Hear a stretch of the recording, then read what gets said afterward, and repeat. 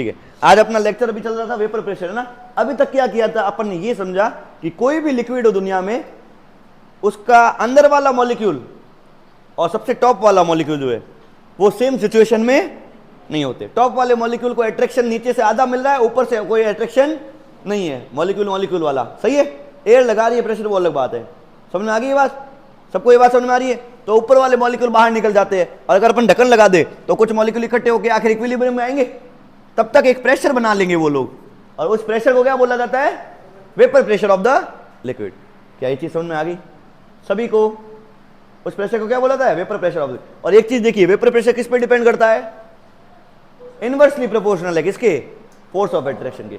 Force of attraction ज्यादा होंगे तो उस लिक्विड का वेपर प्रेशर कम होगा, फोर्स ऑफ अट्रैक्शन वीक होंगे तो उस लिक्विड का वेपर प्रेशर मतलब क्वांटिटी जितनी ज्यादा होगी वेपर प्रेशर ज्यादा होगा, कम वीक होंगे फोर्स तो क्वांटिटी ऊपर क्या आएगी? ज्यादा। दूसरी चीज, टेम्परेचर से वेपर प्रेशर का रिलेशन बता दो। इस पानी का ऊपर वेपर प्रेशर 2.5 atm बन चुका है, मान लो हीट करूं, क्या होगा? वेपर प्रेशर क्या होगा? बढ़ेगा। क्या गैस वाले मॉलिक्यूल्स की क्वांटिटी बढ़ेगी? हीट करने के सरफेस के मॉलिक्यूल पहले 10 ऊपर आ रहे थे, अब 20 ऊपर आएंगे, क्योंकि एनर्जी क्या हो गई उनकी? बढ़ गई है। क्या वेपर प्रेशर डायरेक्टली प्रोपोर्शनल होगा टेम्परेचर के? ये दो चीजें ही अपने पास, ठीक है। Vapour pressure directly inversely proportional है फोर्स ऑफ अट्रैक्शन के, और डायरेक्टली प्रोपोर्शनल है टेम्परेचर के। तीसरी चीज, एक चीज और सुनो,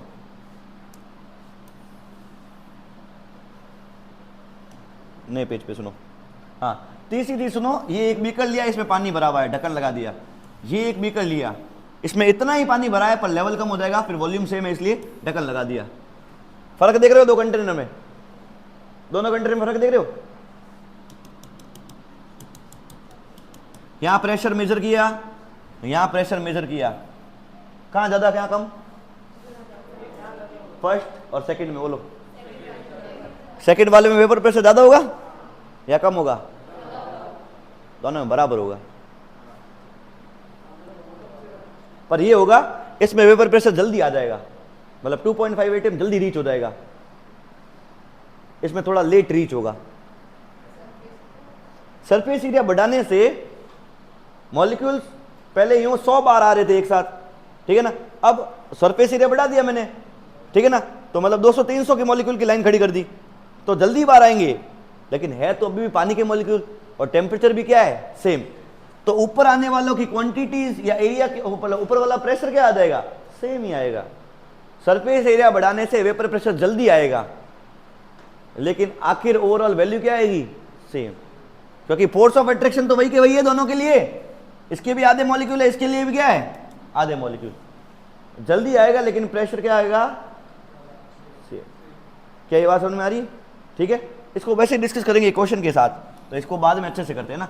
मेन दो चीजों पे वेपर प्रेशर डिपेंड करता है, फोर्स ऑफ अट्रैक्शन पे और टेम्परेचर पे।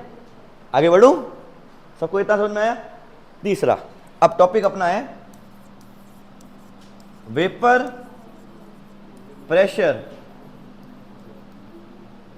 ऑफ अ सॉल्यूशन ऑफ अपनी विथ नॉन वोलेटाइल सॉल्यूट। पहले तो ये टॉपिक का हेडिंग समझना पड़ेगा, ये क्या कहना चाहता है ना।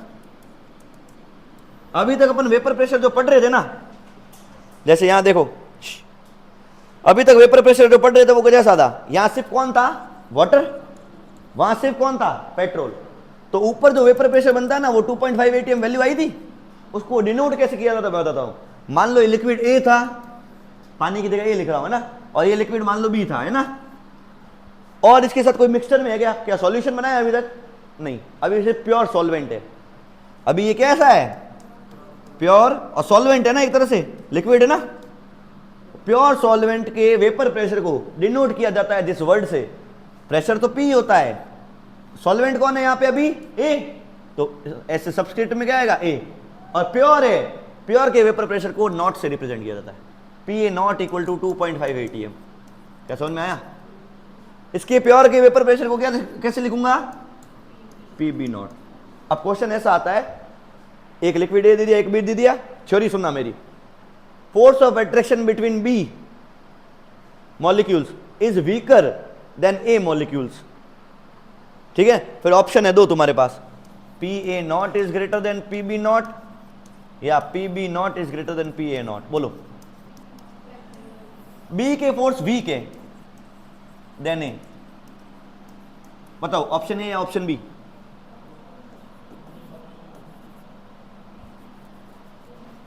बी के फोर्स वीक है, फोर्स वीक है तो वेपर प्रेशर क्या होगा?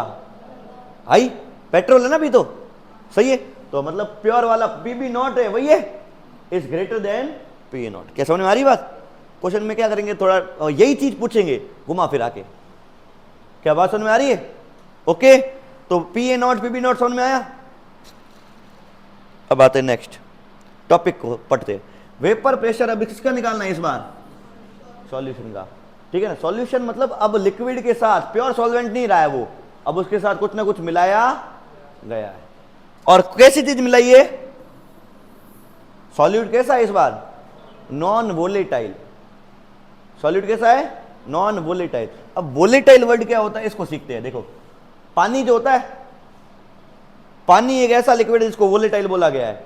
ठीक है ना, पानी से वीक फोर्स वाले जितने भी है उनको बोला हाईली वोलेटाइल। उनको क्या बोला गया है? जैसे पेट्रोल है वो हाईली वोलेटाइल लिक्विड है। वोलेटाइल मतलब जो गैस में या वेपर प्रेशर इसका हाई है। जिन जिनका वेपर प्रेशर पानी से ज्यादा है या फिर जिन जिनके फोर्स ऑफ अट्रैक्शन पानी से वीक है उनको बोला गया है हाईली वोलेटाइल लिक्विड्स। उनको क्या बोला गया है? Highly volatile liquids.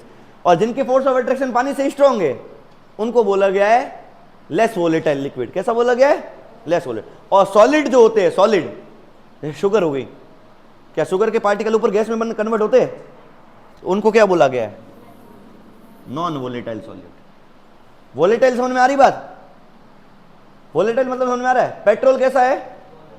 Highly volatile, क्योंकि वो गैस में कन्वर्ट होता है जल्दी ना, जिसका वेपर प्रेशर बहुत हाई हो। समझ में आ रही बात? नॉन वोलेटाइल मतलब जिसके गैस में कन्वर्ट होते ही अकेली फॉर्म में। ठीक है, तो इस बार अपन क्या कर रहे हैं, एक बार लिया प्योर पानी। सुनना, अब ये प्योर पानी है, अभी इसके प्योर पानी है तो ऊपर वाला जो प्रेशर होगा ऐसा लिख दो PW0। क्या ये बात समझ में आ रही है? इसकी वैल्यू क्या है अभी? PW0। वो कुछ भी हो सकती है, 10 20 30 40 कुछ भी हो सकती है। अब एक सॉल्यूशन बनाया, इसी पानी के साथ अपन ने मिला दिया वाटर के साथ शुगर, एक सॉल्यूशन बना दिया घुमा के। क्या ऊपर प्रेशर होगा? अब होगा, पहले से ज्यादा हो गया, पहले से कम होगा? PW0 से ज्यादा होगा, PW0 से कम होगा। जैसे ही कोई नॉन वोलेटाइल सॉल्यूट मिला लेता हूं तो उस लिक्विड का वेपर प्रेशर क्या हो जाता है? कम। क्यों कम हुआ? हाँ, पानी लेस वोलेटाइल हो जाएगा। और कोई अच्छा एग्जांपल? मैंने मॉलिक्यूल के हिसाब से बताया, वैसे बोल। हाँ, वही सेम हो गया। और नहीं, एक्सप्लेनेशन सही है, गलत नहीं है। हाँ, कम होता था, ज्यादा हो जाता है, अट्रैक्शन ज्यादा हो जाता है। ठीक है, इसको है ना, आंसर सही तुम्हारे। इसको एक और अच्छे तरीके से समझे। देखो, वाटर की लेयर है, वाटर की सरफेस है, समझो। एग्जाम्पल सॉरी, आंसर बुक में कैसे दे रखा है वो बताता हूँ, एक मिनट। अगला पीरियड फ्री है, नीचे गेम्स भेज देना और कॉरिडोर में ना घूमना सर। अगला फ्री है, गेम से कॉरिडोर में मत घूमना। अभी छोड़ो, बात करते हैं। हाँ, वाटर प्लस शुगर। सुनते रहो, लिसन, सुनना। पानी की जो लेयर है इसकी देखो, ऊपर ऊपर ऐसे ऐसे मॉलिक्यूल्स होंगे सारे। तो मान लो मैंने काउंट कर दिए ऐसी लेयर में कितने मॉलिक्यूल? 1000 हो गए टोटल। कितने सरफेस पे आ रहे? 1000। जब पानी के साथ शुगर का मिक्सचर बनाया तो पानी के मॉलिक्यूल अंदर से पहले प्योर, अब पानी के साथ हर जगह कौन मिला हुआ है? थोड़ा थोड़ा शुगर। क्या शुगर होमोजेनियस मिक्सचर बनाता है? होमोजेनियस मतलब इधर भी शुगर होगा, उधर भी होगा, हर कोने में बराबर बटा हुआ होगा यूनिफॉर्मली। क्या ऊपर वाली लेयर पे भी शुगर होगा? होगा। तो अब पानी के 100 1000 थे ना, 1000 के बीच में कुछ कुछ क्या हो जाएगी? शुगर। तो एरिया क्या कम नहीं खा लिया इन्होंने? एरिया खा लिया ना। तो जितना ऊपर जाना था उतना ऊपर अब जाएंगे। समझ में आ रही बात? तो इसलिए वेपर प्रेशर क्या हो जाएगा? कम।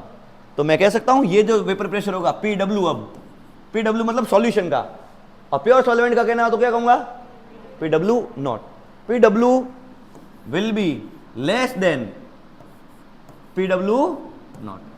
अगर कोई नॉन वोलेटाइल सॉल्यूट मिलाया जाता है तो लिक्विड का वेपर प्रेशर हमेशा क्या हो जाता है? डिक्रीज। क्या ये चीज समझ में आई आज? अगर कोई नॉन वोलेटाइल सॉलिड मिलाऊंगा तो लिक्विड का वेपर प्रेशर क्या हो जाएगा? कम। कम तो हो गया, एग्जैक्टली कितना प्रेशर है और पहले से कितना कम हुआ है, ऐसा कैसे फाइंड करें? ऐसा फाइंड करने के लिए एक साइंटिस्ट है जिनका नाम था ये, इसको प्रोनाउंशिएट करके बताओ एक बार, AOULTS। क्या नाम है? राहुल। हाँ, इसका नाम क्या है? राउल्ट्स लॉ, RAOU, है ना। राउल्ट्स एक साइंटिस्ट थे जिन्होंने क्वांटिटेटिव रिलेशन दिया कि भाई अगर सॉल्यूट मिलाता हूं तो वेपर प्रेशर कितना कम होगा एग्जैक्टली। अब सुनना एक और चीज, ये तो शुगर मैंने मिलाई अभी 10 ग्राम, अगर 40 ग्राम मिला लेता तो, और मिलाया होता तो और कम हो जाता है ना। अगर मिला के ऐसा करूंगी पानी गायब कर दूं, सिर्फ शुगर रख दूं, तो वेपर प्रेशर क्या हो जाएगा? 0। क्या ये बात समझ में आ रही है?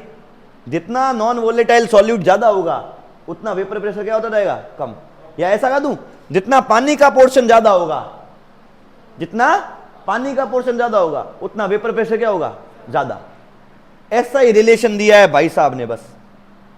राउल्ट्स लॉ कहता क्या है कि जो ऊपर वेपर प्रेशर बन रहा है, ऊपर जो वेपर प्रेशर बन रहा है सॉल्यूशन के अंदर, वो डायरेक्टली प्रोपोर्शनल है पानी कितना है उसके। क्या अभी अपन ने ये नहीं बोला कि पानी ज्यादा होगा क्वांटिटी में तो वेपर प्रेशर भी क्या होगा? ज्यादा।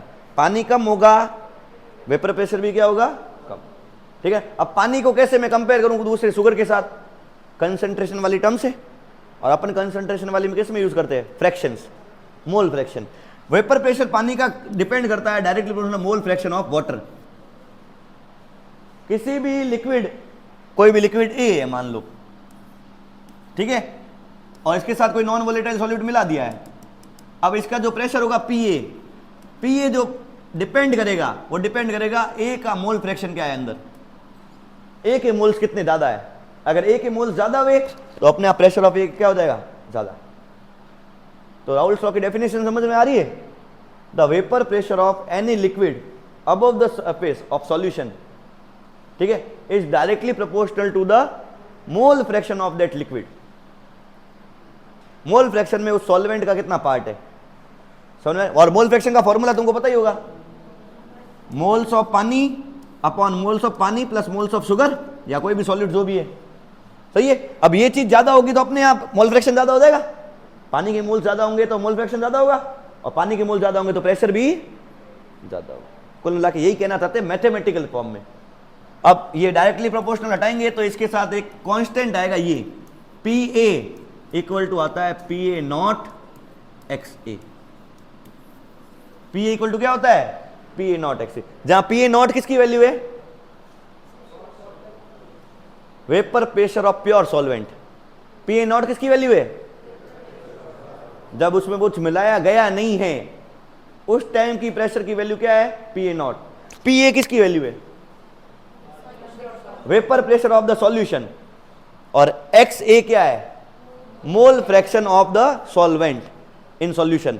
सॉल्वेंट का कितना पार्ट है? अच्छा एक चीज बताओ मेरे को, मान लो प्योर पानी ले लिया या प्योर लिक्विड ही ले लिया तो उसका मोल फ्रैक्शन कितना होगा?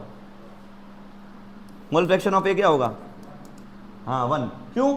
ऊपर आएंगे नंबर ऑफ मोल्स ऑफ ए और नीचे टोटल मोल्स आते हैं। टोटल है कौन अंदर? ए ही होगा। कितना घट के आएगा? 1। सही है। तो इस टाइम वेपर प्रेशर क्या होगा वो देखने के लिए यहां वैल्यू क्या आ जाएगी? 1। पी ए किसके बराबर रहेगा? और होना भी तो यही चाहिए, जब प्योर होगा तो पी ए नॉट आना चाहिए ना। और जैसे इसमें शुगर मिलाई तो इसकी वैल्यू 1 से क्या हो जाएगी? कम। नीचे कौन आएगा? Number of moles of sugar, denominator बढ़ाया, सही है।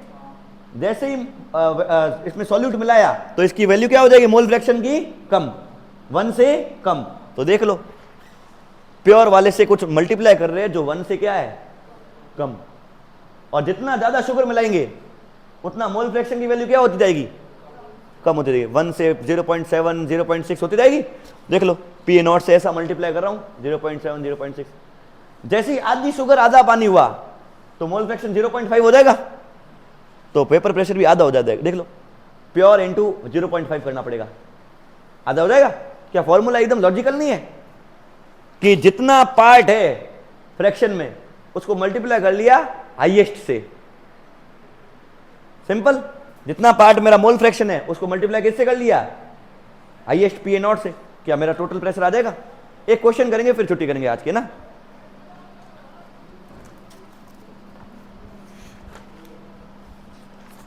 एनसीईआरटी की एक्सरसाइज निकालो, सभी एक्सरसाइज निकालो।